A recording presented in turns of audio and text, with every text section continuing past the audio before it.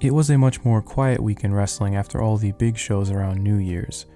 New Japan only ran one show that was overseas, WWE is just starting to exit their winter lull ahead of the Royal Rumble, and numerous promotions have settled into their tour schedules. This was bound to happen, though there are still some clear standouts to talk about, as well as a couple of impressive milestones highlighted in Japan. We're going to get right into that, but as always, just a reminder that I haven't seen every single match to have taken place, and the ones I do choose to talk about are all based on my personal enjoyment and nothing else. A slight spoiler warning as well, as I will be talking about match finishes too. After watching 48 matches spanning 8 promotions, here are a few of my favorites from the second week of January. It was a big week for Shingo Takagi. He made a lot of noise with his 2 marquee appearances this week, with the first being against an old foe in a very familiar place. He was the selected opponent for Masaaki Mochizuki's 30th anniversary match in Korakuen Hall, and the two wasted little time picking up where they left off. A quick disclaimer that I'm a relatively new Dragongate fan. My introduction to Mochizuki's work was actually through a stint in Noah, as sacrilegious as that might sound. Instead of waxing poetic over Mr. N1, I'll just say that I do understand the weight that both Mochizuki and Takagi carry in Dragongate's history. Their renowned Dreamgate match from 2015 is available for free on their YouTube page for reference. This match is not the same as that one, but I don't think it ever should have been. We're 8 years and some change removed from it, and these two walking into the match at this stage in their career adds a certain charm that I really enjoyed. Don't let their age fool you though, they can still bring their explosive brand of offense. Shingo's lariats and Mochizuki's kicks still connect with fury. There's callbacks to their famous encounter, and Mochizuki hits his tope Masaaki and the moonsault off the apron befitting of a greatest hits collection. It's hard hitting, but also full of character, like the handshake fake out that sends the match to the next gear, or Shingo barking at punch all match, and Mochizuki subsequently stepping on punch on the outside. It's obviously not perfect, the limb work leaves a lot to be desired, and there's a failed tree of woe spot that may take someone out of it. That mishap aside, I don't think this needed to be the most scientific match. The stuff that does work really works for me. Mochizuki going this hard at 54 years old is something that should be celebrated, and having a Shingo that is currently firing on all cylinders in this spot is able to get the most out of it. Shingo winning with the Thunderfire Powerbomb was a cool choice, and a possible match with Mochizuki Jr. is something I'm very interested in seeing. It's easy for me to say that I didn't get as much out of this as longtime fans, but I can offer my own perspective that there's still plenty here to enjoy if you don't have the full context. I could have easily talked about more Takeshita and Darby mayhem within the confines of a Sting party match, but for variety's sake, I went with a matchup that felt months overdue with a first-time singles bout between Claudio Castagnoli and Hangman Page. I've been eager to see what this would look like, and the result is a match that is just cool as hell. Between the time allocation and the style, this felt more like a pay-per-view opener that was given away on free TV. I guess that's fitting, as this was a special episode of Daily's Place. A lot of the match leans into that, between the environment and the hot crowd. It also helps when Hangman and Claudio are 2 large dudes who hit hard and are capable of some very impressive feats of athleticism. With the match taking place at Daily's, they use this opener to make the most of the different stage setup. The majority of the high spots in this match are based around the set, be it Hangman's moonsault or Claudio dumping Page onto the entrance ramp connected to the ring. It's a nice way to reinforce the occasion by doing things you normally couldn't do on a weekly basis. The more intimate crowd also amplified things, and you could see the wrestlers feeding off of it, or in Claudio's case feeding into it. He's much more smug than usual when in control, often egging on the crowd, which naturally gets a big response when Hangman fires back. The action itself is breathless. Hangman rushes Claudio from the off, and it rarely slows down from there. They go from the ring to the outside to the ramp, and so on and so forth, pasting everything together with huge striking exchanges and power moves. I think they did a good job of presenting these two on equal footing. It takes many impressive counters for either of them to get the upper hand. Hangman's are rooted in timing, while Claudio is unsurprisingly able to rely on his freakish strength. Something like Hangman reversing the neutralizer into a deadeye makes a lot of sense, but isn't something I would have thought of when the match was announced. Claudio knows he has to go big to put Hangman away, and attempts an avalanche version of his Ricola Bomb. With one more impressive reversal in the match, Hangman hits a mid-air Hurricane Rana to create an opening to hit not 1, but 2 buckshots to secure the win. I had a blast with this. It's the ideal opener for a show like this and just flat out rocked. These two have great chemistry, and the win here for Page feels like we're finally getting back on track with him. Maybe all he needed was the mustache.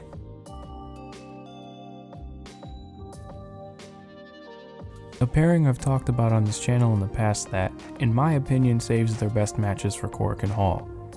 In 2022, there was a strong entry in the Trials of Shiozaki. Last year, there was a great match where Go tried to refine the magic of his pandemic run to last Saturday, where Kenoh walks in as GHC Heavyweight Champion. Shiozaki has a newfound initiative after forming the Team Noah unit at the New Year's show. He's gathered a group of veterans to instill change, and there's few better ways of promoting that change than by bringing the GHC to the group. Kenoh enters in a great run of form after his first successful defense, and historically has Shiozaki's number in singles matches. Shiozaki has put his "I am Noah" catchphrase on the line in order to get the match, once again asking the questions of Noah's identity and who is best fit to carry that. The match takes a turn early when Shiozaki takes things to the ring apron. Kenoh escapes, dumping Shiozaki on the floor, and crashes onto his midsection with a PFS from the top. Go is rattled, and now at a great disadvantage for Kenoh to exploit. After some targeted offense, Shiozaki is able to fight out of it with his striking proficiency, and the chop versus kick exchanges are as thunderous as ever. Shiozaki counters one of those kicks with a lariat, now giving him the opportunity to work on Kenoh's leg. Kenoh endures an extended cloverleaf sequence and more targeted offense. He takes a massive risk as Shiozaki goes to the top for a moonsault, and it pays off. He's able to hit an avalanche dragon suplex to get one final swing of momentum. He can't make the cover after a PFS, so he goes up one more time to hit the N-ring, a knees first moonsault to the injured midsection to successfully defend. This is proper big match stuff, a war of attrition from the opening bell. Both men sell their injuries like death. Well, for the most part. I'd understand if you'd be skeptical of Kenoh flying off the ropes a bunch after extensive legwork, but nothing took too much away from me. They do a great job of conveying their exhaustion, complemented by sweat flying off of every brutal strike. Shiozaki and Kenoh do it once again in Korakuen Hall, and this is arguably their best outing. I think the "I am Noah" catchphrase is fitting for Kenoh to run with. He feels like the guy now more than ever, especially now carrying the pride and the burden of the GHC Championship without a faction behind him. I look forward to his next defense against another channel favorite, El Hijo del Dr. Wagner Jr. Shiozaki once again finds himself at square one, but now with the responsibility of leading a faction of the old guard. I'm eager to see where this chapter of the story takes him. I was not as over the moon with this as many people were. Don't get me wrong, it kicks ass, though I think it's an uneven match that really could have been trimmed down. It really is best though if you just focus on the insanity. I say this because nearly all of the plunder is great. I didn't care for the dueling with the chairs or the kendo sticks, but those actually led to two of the cooler spots in the match. The kendo sticks shatter and the two stab each other with the splintered bits, and at the end of the chair duel, Shingo Takagi jams Jon Moxley's fingers by slamming the folding section into his hands. The chain and table spots were a lot of fun, and I can't remember Moxley outright jumping through one in recent memory, so I was shocked to see that too. I guess it felt strange to me to abandon all of the weapons for a near-fall laden final stretch, though you do get to the finish with a Death Rider into a chair, so maybe I'm just nitpicking. You're not watching a match like this for the logic, you're here for the violence. It does make sense for Moxley to have extended control segments early as all the weapons are introduced. This is where he's comfortable, and busts Shingo Takagi open with relative ease. Shingo's blade job, by the way, is awesome, staining all over his white shirt. I love the visual of a bloody Shingo firing up by smacking his head on the turnbuckle pad, and if NJPW of America actually mic'd the ring, I'm sure you'd be able to hear him vocally throughout. This point of the match is by far my favorite section. You get the best balance of wrestling moves and weapons, Mox is bleeding buckets by this point, and the spots get more and more extreme. Also, it is Shingo after all, so you know he can slug it out with anyone. At the end of the day, the blood and the wreckage all make for great fun, as Shingo closes out his week with another head-turning match. It's frustrating to think how he's been booked for the last year. Instead of shining in these marquee spots, he was straddled with 40-minute KOPW matches. Based off of this week alone, he has a lot more left in the tank to excel at this level. I would hope he's at least considered in the global title picture moving forward. I do have a few honorable mentions this week, most notably a match I completely missed from week 1 that I wanted to touch on amongst other things. That match being Mio Momono vs Aquino from Oz Academy, January 7th. Had I seen this sooner, it would have had a segment in last week's show. If you've heard any praise towards Mio Momono as a fiery babyface, this is the type of match to refer to. Kenoh ruthlessly bullies Mio, kicking 7 shades into her and forces her to dig deep.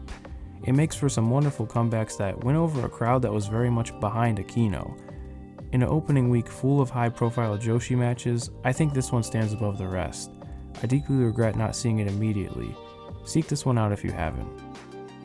Luis Monte vs Jackie Funky Kamei from Dragongate, January 11th. I really like this match. Jackie is a wrestler I've gravitated towards, especially in the last month or so, and I think he had a great showing here against the current Dreamgate champion. The January 13th episode of AEW Collision.